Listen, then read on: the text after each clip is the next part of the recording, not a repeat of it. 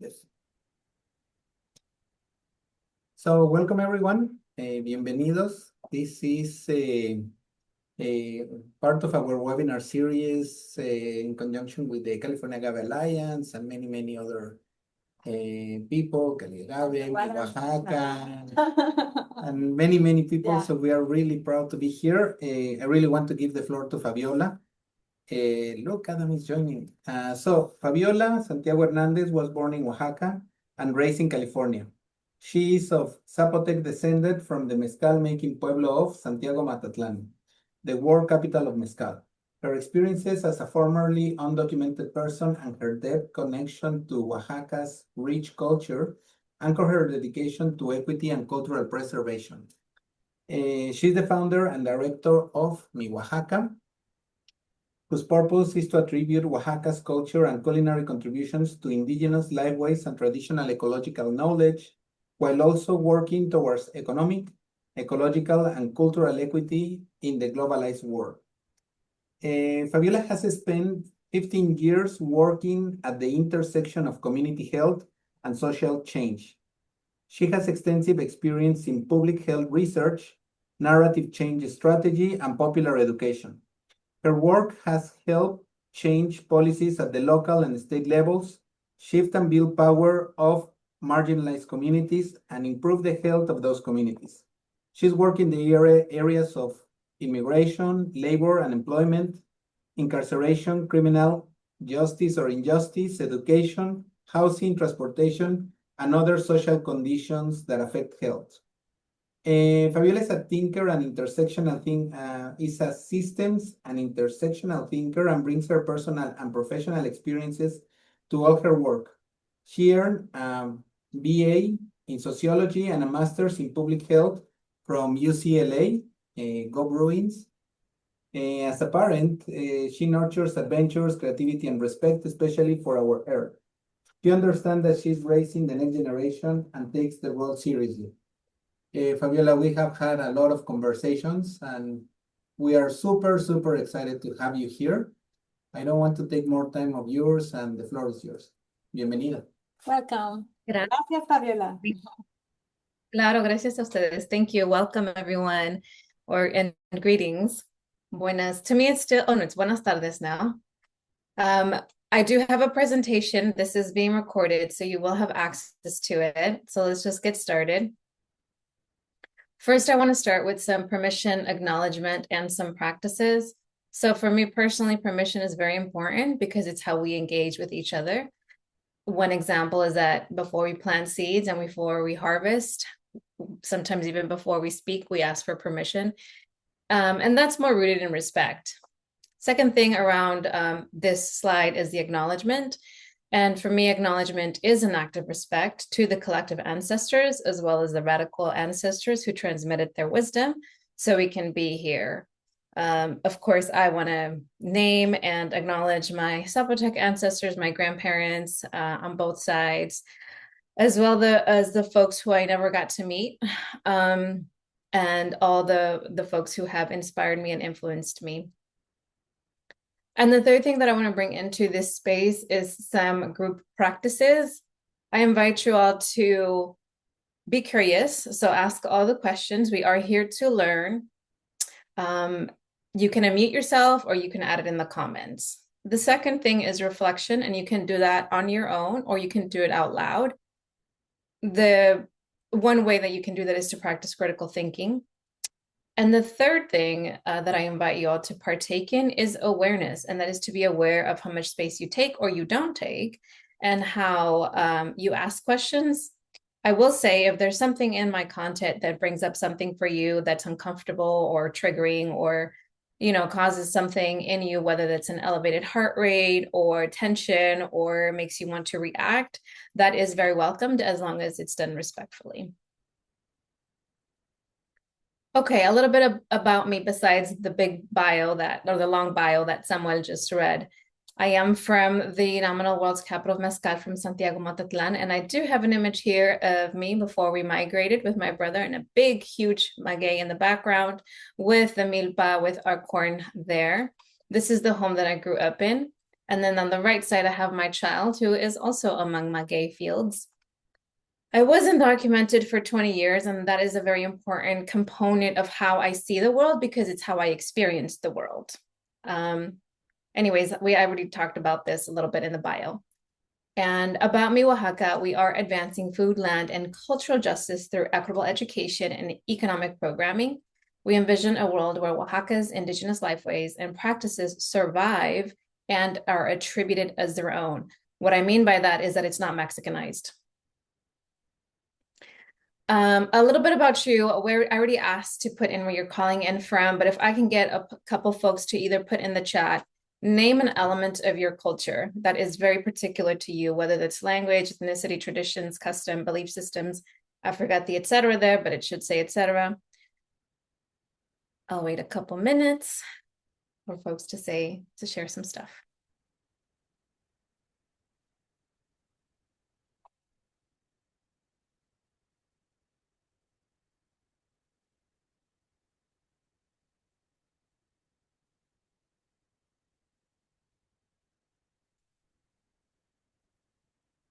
No one?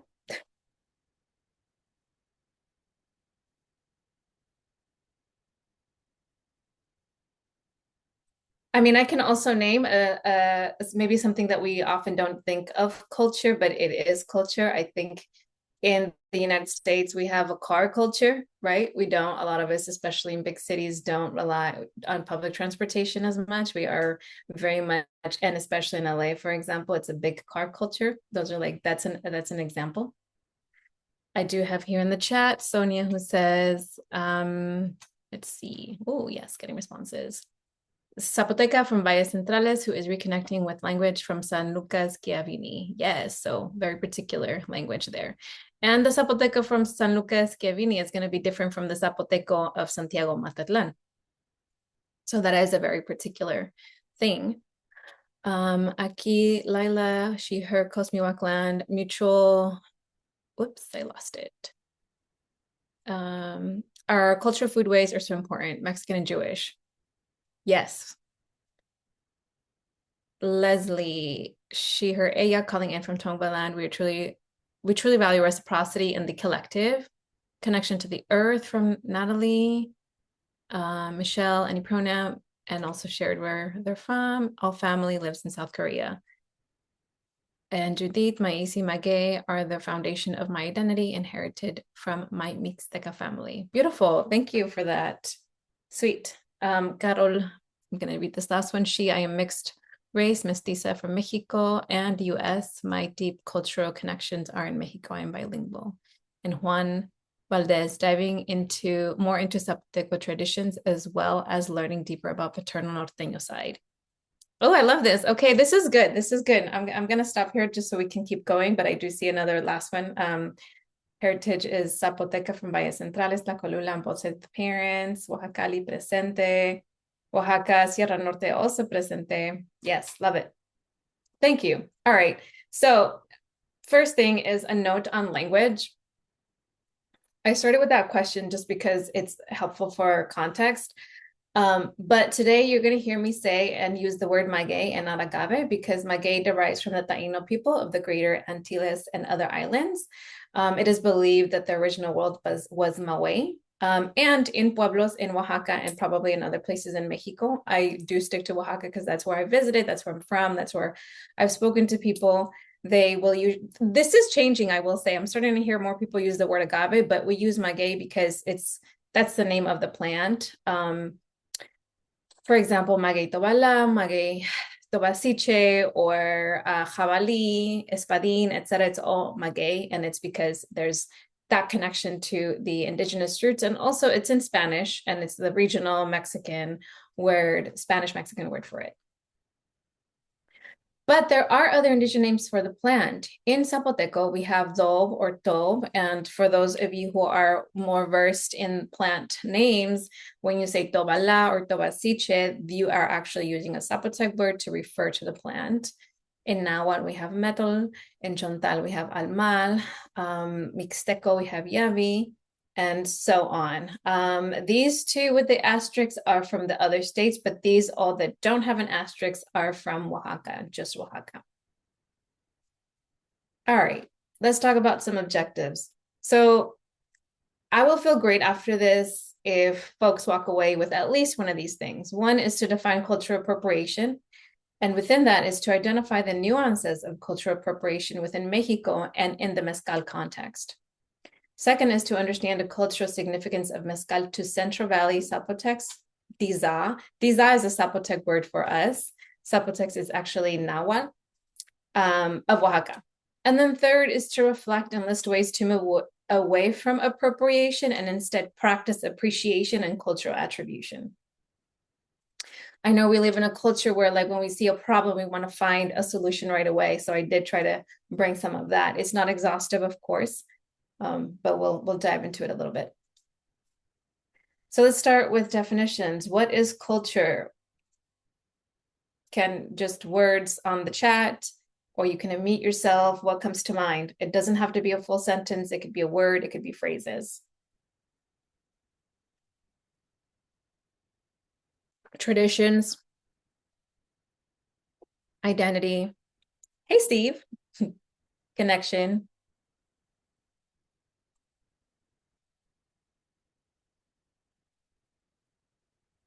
Cool. All right.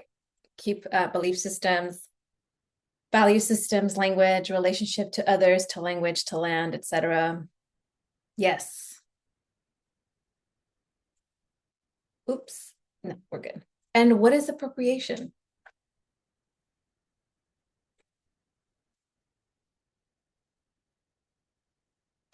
I see origin stories. I was looking into this and I was like, is it appropriation? Is it plagiarism? Is it misappropriation? I think it's important to talk about it a little bit and just dissect it. Anybody want to put out some words or phrases that come to mind when you hear the word appropriation? Extracting something from somewhere else for own benefit without regard or respect for its origins. Use of without acknowledgement, use without permission or compensation. I love the compensation part. I think that's very important. Thank you, Clayton. Good to see you in here too. Yes, when you use something intangible or tangible for economic benefits. Yes. Well, I say we start by defining because it's just such a big umbrella term or phrase. So we're going to have some examples, and I pulled up a couple of them. The first one is from this article that Nomad Cook or Luis Hernandez wrote, and that this is a comrade, a colleague. And in his piece, I really enjoyed it because it was around cultural appropriation of food. And he writes, cultural appropriation happens when an external agent from a dominant culture takes an element from an oppressed culture or people, I put that in brackets, without properly honoring the extracted value of the original owners. Often people confuse it with cultural assimilation or cultural exchange. It's here when the dominance of culture comes into play. And then the second one that I pulled out, this is just from like a Google search.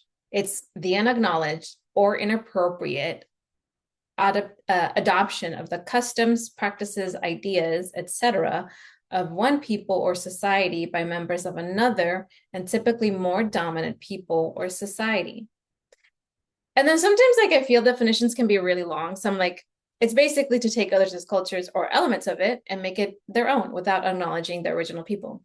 Sometimes for me, it's easier to think of this in individual terms, which is to plagiarize, to copy and not give credit, to like say something and not cite your sources. I see here that Juan said presenting other cultures or communities as your own for your benefit. And Steve said taking without permission from those who traditionally use it and without compensation. Yes, I think the permission part is very important, right? But anyways, in general, the keywords that stand out are dominant.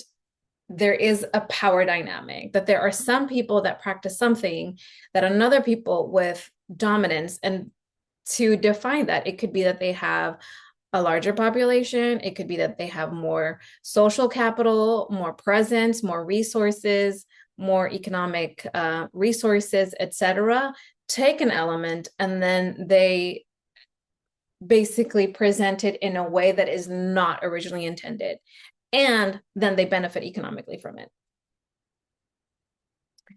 Okay, now let's dive a little bit deeper into additional context, because what I'm talking about here today is cultural appropriation as it relates to mezcal and as it relates to indigenous or a particular indigenous group or population. This list, first of all, there is no definition or like one definition that we can all agree on when we want to define indigenous and who is indigenous. But this list comes from the Indigenous Forum, Permanent Forum on Indigenous Issues group. And I want to pull out a couple things here, which is that, let's see, there is historical continuity with pre-colonial and or pre-settled societies. In Mexico in particular, we don't necessarily go by native or nations. We're more pueblos originarios. So those are original pueblos. The other one that I want to pull out is this distinct social, economic, or political system. Oaxaca is one of the states with one of the largest indigenous populations. And we also have many of the pueblos have their own governing systems, often called usos y costumbres.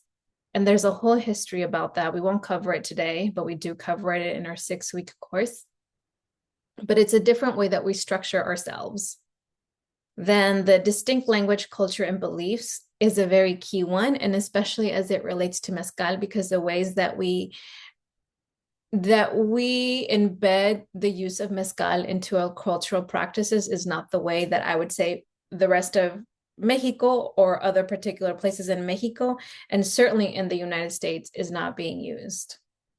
And then this part that we form non-dominant groups of society. That can mean, a lot of things, but I think what comes to mind for me is more like the economic component. And then this last one, which is to resolve to maintain and reproduce their ancestral environments and systems as distinctive peoples and communities. So there is like a uniqueness to our collective identity, or like our community identity, that is. I'm sure people can add more, but we do at Oaxaca, and I myself use indigenous and not so much native, because somebody can be born in Oaxaca and they can call themselves natives but not be connected to a pueblo that is part of the pueblos originarios, and there is a difference there. Okay, more context about Oaxaca. For folks who don't know, Oaxaca is a southern state in Mexico.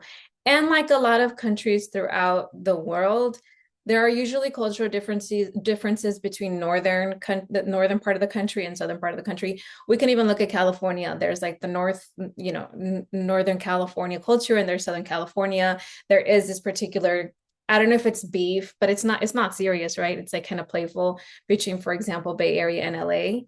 But so we find these kinds of differences as well in Mexico. And what I want to pull out from this is that Southern Mexico in particular, yes, Oaxaca, Chiapas, Guerrero, sometimes Puebla, are kind of seen as these states that, because of the large indigenous population, are also seen as within the white dominant gaze, less than or more indigenous. But now that a lot of the indigenous things are trending, people seem to want to have a little bit more proximity to those states. Then on this other side, I have the map of Oaxaca that is organized in the 8 regions. We're going to be focusing on Valles Centrales today, because that is where mezcal production is concentrated. You will find mezcal production in the Mixteca, definitely in la Sierra Sur and la Sierra Norte as well, but a little bit less in definitely, yes, maguey grows in these regions, but it is not a historical practice to make it or distill it. And also each region has a cultural element associated, or cultural elements associated with it because of its microclimates. And we talk about that as well in our course around cultural landscapes and the social, cultural, political landscapes that exist within Oaxaca. And here is a map of the indigenous peoples of Oaxaca. Today it is about Zapotec people, but again, I think we wrote Central Valley because if you look at the Zapoteco or the Zapotec map, where it's it's the largest one. We have the largest representation, but some folks from El Istmo are also Zapotec, but there is going to be differences in how they do their culture versus how Central Valley engages in cultural practices, in particular as it relates to mezcal. And yeah, just showing here, like there are 16 indigenous groups just in Oaxaca. And also, for example, Mixtec people, yes, Oaxaca does have its, state borders, but people in the Mixteca are also in Guerrero and in Puebla. So these are just, also some arbitrary boundaries or borders rather. Okay, so let's get into the uses of mezcal in Central Valley Zapotec people. We use it throughout life, for birth, for life, for death. In birth, for example, it has been a practice for people when they give birth, right after birth, they take a little bit. And the idea there is that te ayuda a sacar los aires. We won't get into the curanderismo components of it, but it is something that it helps. It's very warm, right? Mezcal is very warm for the body. So during childbirth, when there's just you're so open, a lot of air comes in. And I'm not a traditional, medicine person. I don't know it, but I just know the concepts. And these are things that my mom taught me and my grandmother taught me, that some herbs are hot and some foods are hot and some are cold. And so when you're open, you want to close it. So mezcal helps you close the body back up together. And you even will see it with the cerradas, with the rebozo, also another part of postpartum care. I put offering before planting as part of the birth because again, it's related to permiso. I don't see it, in all the time, but it is a cultural traditional practice to pour a little bit of mezcal on the land right before beginning to plant some seeds. And more than mezcal, we also offer food, whatever foods we have. And it's just a way to engage with the land and to communicate and build relationship with land. Then for life examples, we have, I put before harvesting here. Also though, construction and community projects. I have some images, so I'll share those stories in a little bit. For medicine and healing is a very, very key one, whether it's for susto and espanto, and that was my very first experience with mezcal when I was 4 or 5 years old. Stomach aches, sore muscles, fevers. These are mostly when they are infused. So herbs are put into the mezcal and you create a topical. And then it's a commitment. It helps seals commitments, whether that's a marriage proposal, mayordomías, weddings, or other celebrations. It is a very important spirit and part of our celebrations. And of course, death at burials. Again, right before people start excavating, and then also the last thing, and even putting a bottle at the gravesite. And of course, in the altares for fieles difuntos or todos santos, or commonly known in the commodified world, Dia de Muertos. Oh no, the pictures aren't showing. What's happening here? Here, let's try to refresh because sometimes it shows. Oh, see, it does do that sometimes. I'm going to zoom in because this has happened before when I do Canva presentations. So, pictures for my visual learners. This first one, you'll see that there is a botella de mezcal, there's a beer, there are cigarettes to symbolize tobacco, and then of course copal. This is right before this is in my pueblo in Santiago Matatlán, right before they started upgrading this bridge that was not leveled out. And so before construction even began, it was a solid hour of just hanging out, just passing out food, spending time together, and pouring mezcal all around. it's kind of like our holy water. Which, I'm like, damn, you would never see this in the US, right? You don't see construction workers being like, let me pour some mezcal or something and ask, the land for permission and like pray so that this bridge can hold us and like be here for a long time. This is the part of intention this is how we set intentions. This second one was from a few years ago when we went hiking. Well, what we call hiking, but it's our caminata. It's an annual walk that we do in our pueblo. And it's for Nueve Puntas. It's the mountain range that hugs the pueblo. It's an all day. It's a day long hike, I would say. And you could see we made a hole right before we started our route. We all gathered, put cigarette, and we poured mezcal, but we also all drank a little bit as part of it was our way of asking for permission to the mountains that we're going to enter. Please protect us, keep us safe. It's our way of introducing ourselves to our mountains. I bring this up because especially as Oaxaca is seeing a lot of tourism, and especially tourism by outsiders, people who are not from Oaxaca, they're not asking for permission. And that's because they don't have a relationship with that land. And more than anything, like I mentioned a little bit earlier, we have our own governing system. And so the mountain has caretakers, if you will, which are usually the comuneros. That is a service. It's a servicio. It's part of our usos y costumbres. So slightly different branch, but still within that practice. And so when, we upkeep our own environment. And so when other people come in and they get to extract and make money off of these hikes and these treks that they have not contributed towards, that to me does feel like a slap in the face. And it is a form of indigenous erasure because they're not partaking in our practices. And I don't know if that's exactly what I'm asking or needing or wanting, but it's just something for y'all to know that if you're going to Oaxaca, asking what that tour guide's relationship is to the places that they're taking you is a critical component of hiring people. We'll go to the bottom here. That is my mother pouring mezcal, and that is our relative in the back with a goat. Y'all can see the little goat. So I love goat barbacoa. It's one of my favorite foods. And most of the time when I go to, well, not most of the time, but at least, every year or couple of years, my parents would be like, what do you want to eat? And I'm like, y'all know what I want to eat. It's my goat barbacoa. And so we'll usually go to our neighbor or relative and he sells his and butchers the goat. But before we do that, we give an offering and we, just thank it. And that's an important component of also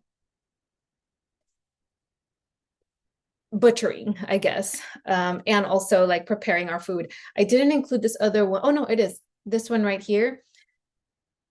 I don't know if it was the same time, but I think it was different. But you could see right here, there's a big tina, and that's like the meat that's already in there. And so likewise, right before we're about to start cooking our food, we also pour a little bit of mezcal around the food, on the earth, like on the ground, and amongst each other. And it's also for a blessing. You probably maybe some of you have seen some of these practices when people make tamales and like they either bless it or they put a cross on it, or there's like other little things. But like, yes, you see it in like throughout Mexican culture, I would say, but it does have roots in indigenous lifeways and practices. The bottom one here is our Todo Santo altar. And in our pueblo in particular, there is no ofrenda. The ofrendas are these, by the way. The ofrenda is not the altar. The ofrenda is this. So the way that it works is that we only visit family members who had a family member pass away within the last year. And then we visit our comadres and compadres or godparents. And we take a basket with their pan de muerto, our flowers, a fruit, a veladora, and then a bottle of mezcal, chocolate as well. So that's what we take. And then we set it in front of the altar. So these are all the visitors that came to this home. And then the host family will usually welcome you with mezcal. It's the first thing that you drink as well, or that we drink, and then serve you your chocolate with your pan, and then the food follows. I'm going very quickly through but what I want y'all to understand is that there is intention, there is order, there is meaning behind the things that we do, what we do, and how we do them. And then this last one, mezcal is medicine. You can see here it has a bit of a green hue, and it's because it's been infused. And this one is a more modern one I took because my son had a fever. He was at his dad's, and I was like, I'm coming. I gotta help this baby, like reduce his fever. So I had roux or ruda with infused mezcal and then regular mezcal to just like put on his body, because that's what always helped my fever. That's what my mom did with me whenever we had fevers or headaches. That was a lot. Any questions? I'm going to pause here. Otherwise, it's just me talking for like ever.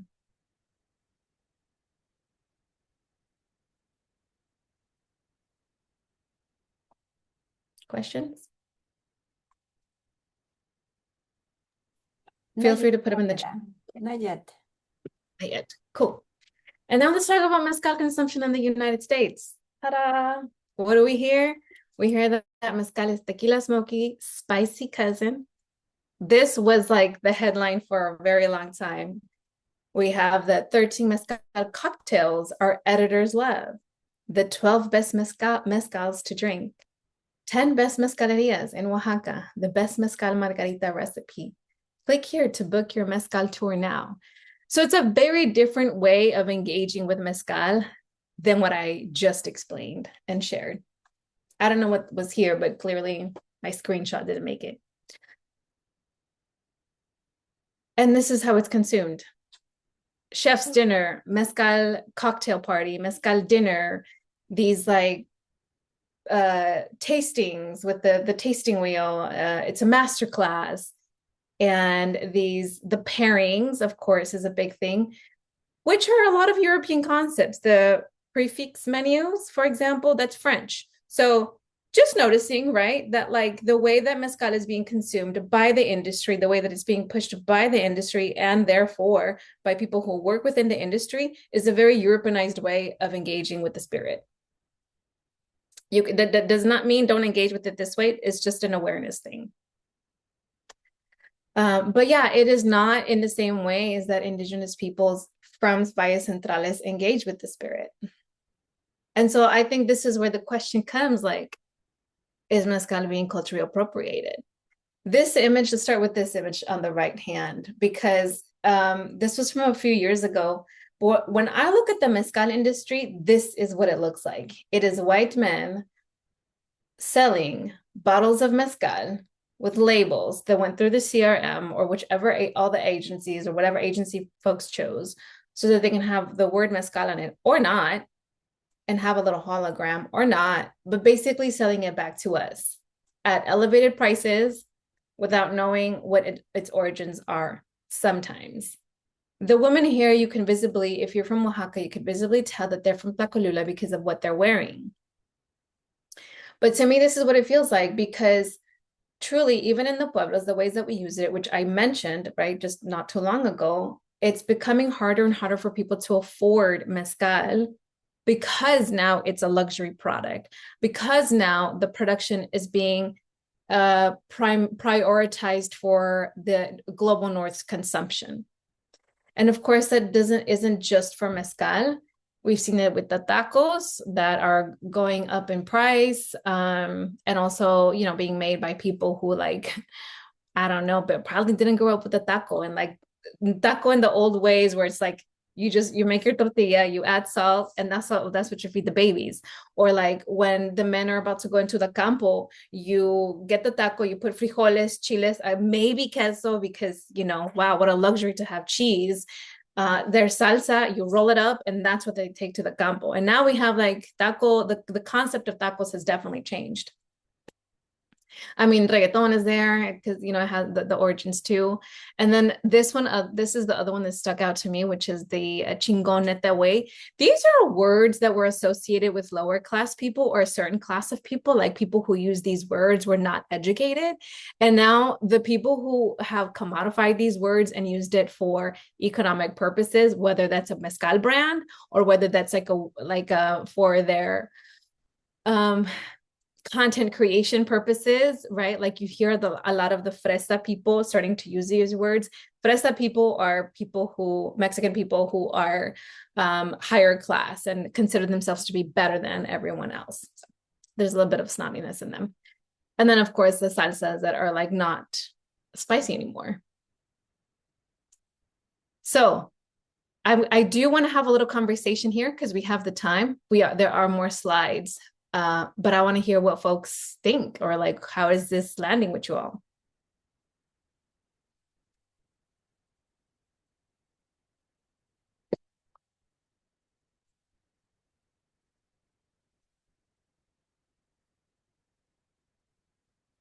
Elba, yes. Oops. Do you want to mute? Hi, sorry. Hi. Hi everyone. Oh my gosh. I see what you're presenting. I know I joined a little late, but it's so true. I'm from Oaxaca. My from the city of Oaxaca. My mom was from Mitla, and my dad is from Etla. So all this, what you were talking about, the Dia de los Muertos, the ofrenda. I mean, I was, it's so many things were reminiscing in my mind and memories, from my grandparents and from my great grandparents. And I totally agree on what you're saying. And I have two daughters of my own, and they were born here, but I do teach them, you know, um, la cultura, Oaxaqueña and the Oaxacan culture. And because sometimes they do have questions like, oh, but this is what I see. I'm like, yeah, but this is not what it is. This is how it is. And so we're going to Oaxaca next year. Which I have my tias from my grandma's side, and of course they will learn more from how the culture is, the mezcal, the food, and like you said, a lot of these salsas, they're changing the dynamic of the food and the culture. For me, it's like it can be really frustrating for me sometimes to see this, but uh, I feel lucky that I was born in Oaxaca and raised, and and saw a lot of things passing from generations, from my mom to my grandmother to my great grandmother, and now I'm passing this to my daughters. And so, but yeah, thank you for showing this. Thank you, Elba. Yes, and thank you for being here. I hope your trip next year is amazing. Sonia, I see your comment and your hand. Do you want to unmute? Hi, thanks. I wanted to get your input on like an incident that happened at my university. But so at Cal State Long Beach, I'm with La Fuerza, and we do an altar celebrating Indigenous cultures. And last year we celebrated San Lucas Javanese, so my culture. But we got what's it called? What's the word? Reported for having mezcal in the center. And mind you, it's a Latino resource center to serve Latino students. And I talked with the admin and I spoke with the lead of the center, informing them that like it is a cultural piece. It's a very traditional piece that I use to honor my ancestors, and it's not used for consumption during Dia de los Muertos or Dia de los Santos, but they didn't really understand and wanted me to write it down. However, I don't think it'd be best to write the information down and instead have them research it, because writing it down and putting it on the outside could lead to commodification of the mezcal. And that way, like other Latina resource centers that are to serve Latino students, but not Indigenous Latino students, well, like it'll prevent them from like copying it and putting it on their outside. But it's been an issue that I've been facing. But I also wanted to get your input on like how I could go about the situation, because it keeps getting brought up. Oh, that's a tough one. I think if other people can chime in, because I'm not in the university setting, but I will say that when my son had his altar project last year, second grade, we put a bottle of mezcal. It wasn't like an actual bottle we cut out like a bottle in the shape, and then, you know, of a bottle, or something in the shape of a bottle, and then I put the maguey plant on the bottle. And, you know, when he explained it, he's like, yeah, this is mezcal. And he's like, and he uses the word mezcalito. It's un mezcalito. And I was like, oh, I may get in trouble for this because it's like second grade. It's like elementary school. But I was like, no, I will, like, let them come. So, you know, I think nobody flagged us. Nobody said anything. The teacher didn't pull me aside or anything. But I think had they done that, I would have educated them and been like, no, this is the problem with with consumerism in the US, is that you separate children from a cultural product because you are focusing more on making this a consumption and alcohol than something that is culturally relevant to us. Like, it is so normal for children to be around mezcal. This is where I get lost.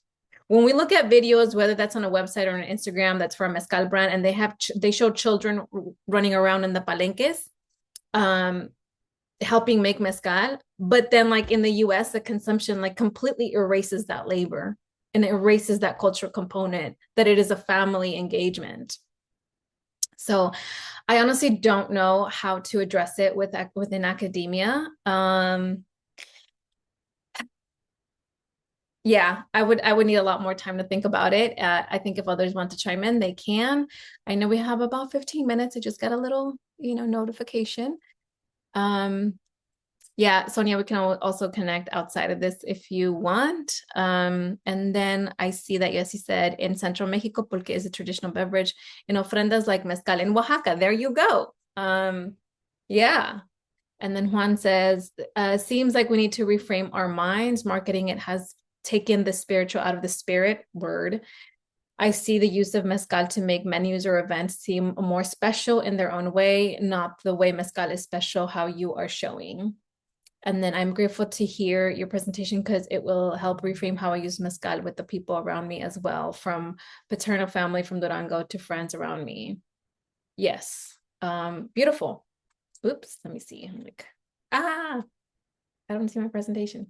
All right, let's keep going. Dang. I have to do this again. I don't know why it's not. My images don't show sometimes.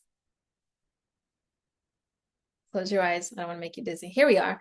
But then, like, we look at the mezcal industry. And by the way, I'm really not trying to like pick on one particular brand because it's not even about that. I literally went online and I'm like, oh yeah, let me see what brand like has something that's like, you know, they'll present or show parts of our culture when it's part of their marketing strategy. So here is una señora with her, and I would say clearly Oaxaqueña, indigenous woman, with her copa de mezcal in her hand. My question's like, did she get royalties? Was she treated like a model? Is she part of like the budget? Is she part of like what's up with that, right? Because otherwise it's again an extraction. And then here, you know, it looks like this definitely looks like it could be any other part of Mexico, but for me, it does remind me of Oaxaca. We don't really have the priests walking with us sometimes, or maybe they do. I don't know. I don't really go to church. But this walking inner streets, this type of procession seems like it's like a mesh of like the Catholicism and then like some indigenous elements, which I don't know, but it's just interesting to see this and how they use cultural elements as part of marketing. All right, let me present again.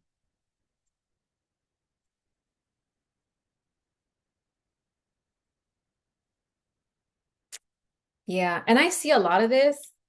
I'm glad I'm not the only person that has like, I get very uncomfortable when I see images of señoras, especially in their traditional clothing, being taken pictures of, because it's just like, again, the lack of permission, the lack of consent. And that's just, it's not just a matter of like, hey, can we take your picture? Because most of the time people will say yes. It should be a self-responsibility. Why am I using this picture? Why do I want this person's picture? What does this do to me? How does it like, what is the intention behind me wanting to use this picture? Is it authentic? Is it like aligned? Is it rooted in integrity? Is it to really uplift the culture?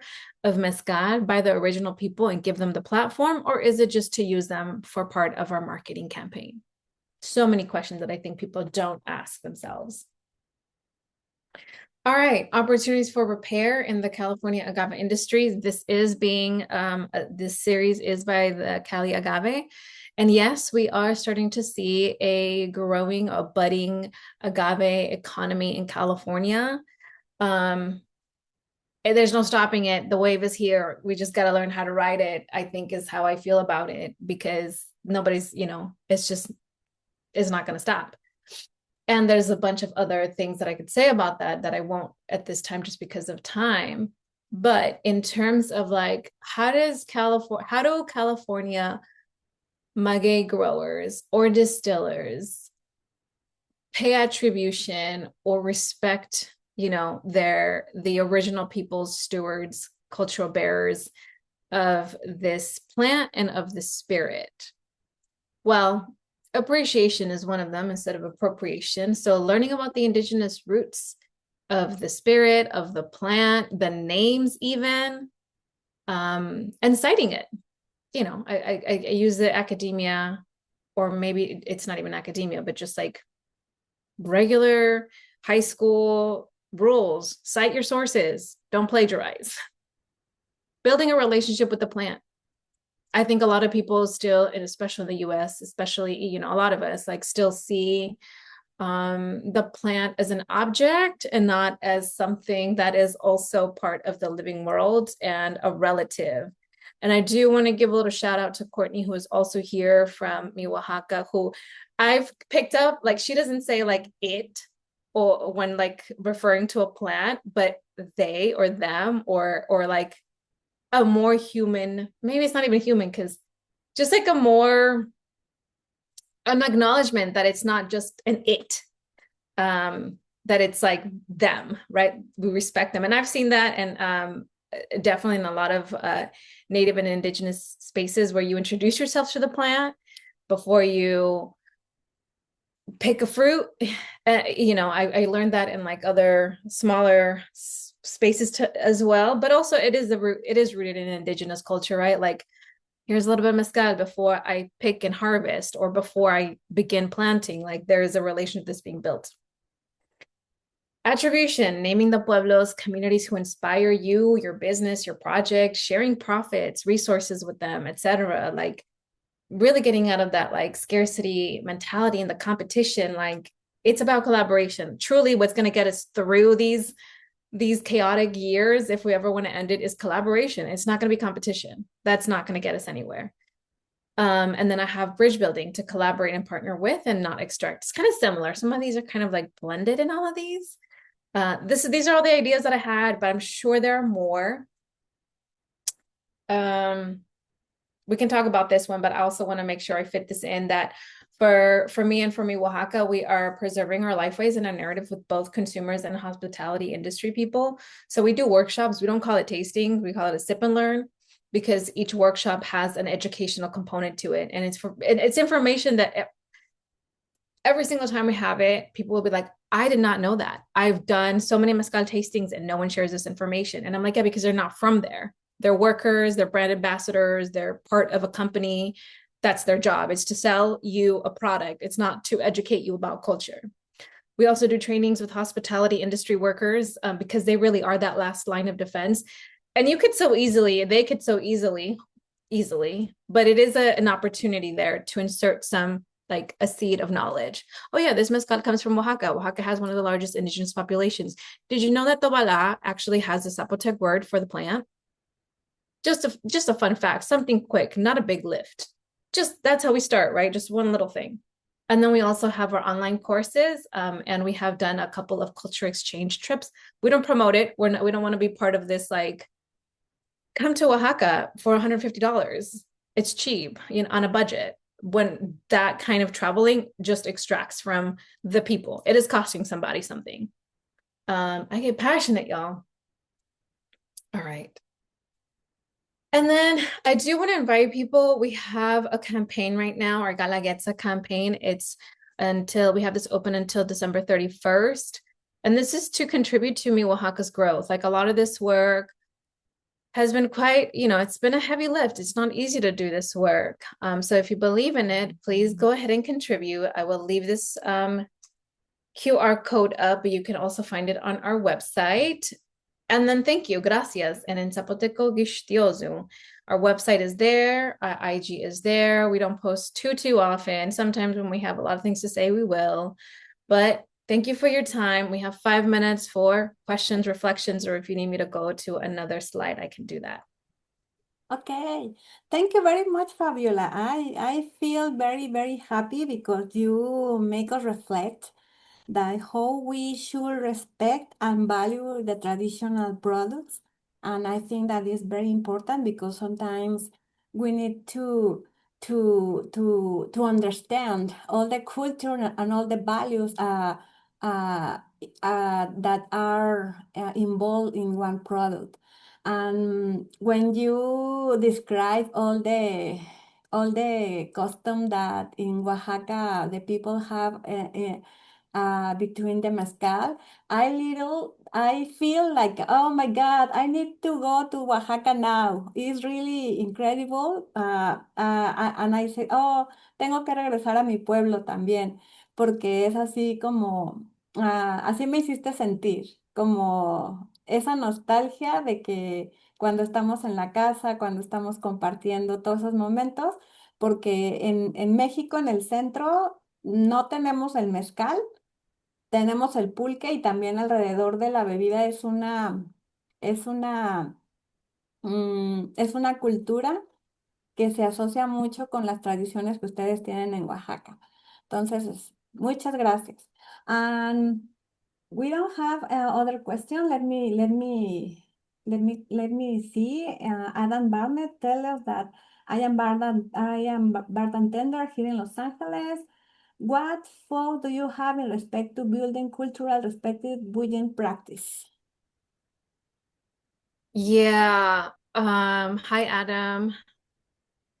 Building culturally respectful buying practices. That's a big one.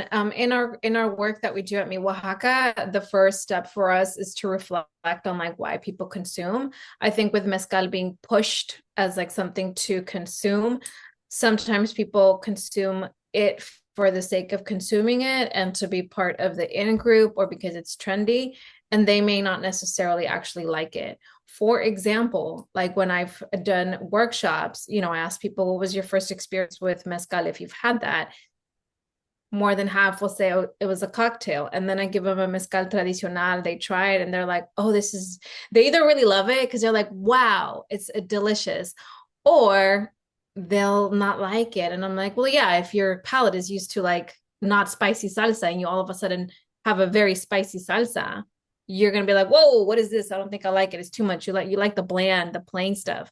It is. I don't know if that's mean or messed up, but that's how one of the ways that I see it. But then I'm like, great. Well, then maybe you shouldn't be consuming mezcal if you only like it in a cocktail or if you don't really like it at all. It's a little tricky, right? Because I'm not saying like don't engage in cocktails. I think some of the drinks can be very interesting, just know that cocktail culture also perpetuates monoculture, and just sit with that. I think in terms of like other culturally respectful practices, I don't know, having like a what do you call it? A bar director that actually has connections to the producers and to brands that are a little bit more ethical or more respectful, or just not maybe having other models that are not business as usual. They're not many, but that's okay. Better to just carry a few, because a lot of times people wanted to have the biggest, the largest collection. It's not about that. For me, I don't think it's about that. It's about being careful and curating like a good menu. And brands that are in alignment with the business, I think. So there's more, but I want to get through the other stuff. Let's see. Steve says, the affordability issue is one I've seen in almost all commodities in Mexico. I joke to my family that we ship all the high quality fruit and vegetables to US while Mexico stays with the ugly fruit. We would offer high-grade tomatoes, chiles, moron, and fruit locally in our pueblo at a break even while exporting at a higher price. Do you think it would be more balanced for locals in Oaxaca and other mezcal regions if mezcal brands offered mezcal cheaply locally, and then that is subsidized by higher prices in US. I mean, ideally, my question, I think so, right? Like, so many things with this, because in one of the community forums that we had in Matatlan, we talked about this, like, you know, people can't afford mezcal anymore, or other things, the corn, right? The heirloom corn, because it's going through these other new companies that are catering to like the cute little pop-ups that exist all over the Bay Area and California and other places. But it's like, somebody said, why do we always have to send our good stuff? Why can't we keep the good stuff? This is one of the reasons why I'm not against the California agave economy, because maybe we don't need to be like, maybe a product doesn't have to be moving so much if we have our own practices and our own distillations here in California. It's hard maybe for some people to understand it that way. The other thing is, like, as long as there's attribution being paid, and maybe royalties, and maybe like some other stuff, right? Some equity. But ultimately, a lot of times immigrant families and communities, they bring their culture to wherever we're migrating. And so why can't a distillate be part of it, is my question, as far as like, as far as it relates to the California agave industry. And to Steve's point of like, maybe that way people can actually have the good quality stuff there. The question does become, if they can't afford it, because now this economy, this California agave is extracting knowledge and practices from a place that they don't pay respect to, then we are perpetuating poverty. So it gets tricky, but I think that's why we're here. Hopefully folks are here to just, you know, reflect a little bit on how to make your business models, your practices, your projects a little bit more equitable, and cite your sources, give attribution, and also a little bit of reparations wouldn't harm. We have So thoughts, go ahead. yeah. This is for Emma Centeno, ecological farming. Okay, I'm curious about thoughts on more agave being planted in California. Consider a drought-tolerant plant. I feel like this is an important combo at this time as grapes are being pulled across the state. Yeah. Well, my thinking starts at like the usage of drought tolerant. I feel like there's a lot of that's a tagline and a marketing scheme, but not really a practice. I think some of the folks in the California Alliance, Agave Alliance group, have noticed how certain farmers and growers, rather, will use these greenwashing techniques and language, but not actually practice what they are saying. The other thing about that, the drought tolerant argument, is that it doesn't, I don't know. I'm not a scientist in that way. I don't know the science behind it. But what I see is that Oaxaca has been experiencing immense fires in the last few years, and we have a ton of maguey. And so it is not drought tolerant if we are monocropping. The Valle Centrales keeps getting warmer, it keeps getting hotter, we keep deforesting so we can produce for people to have their mezcal cocktails, their espadín.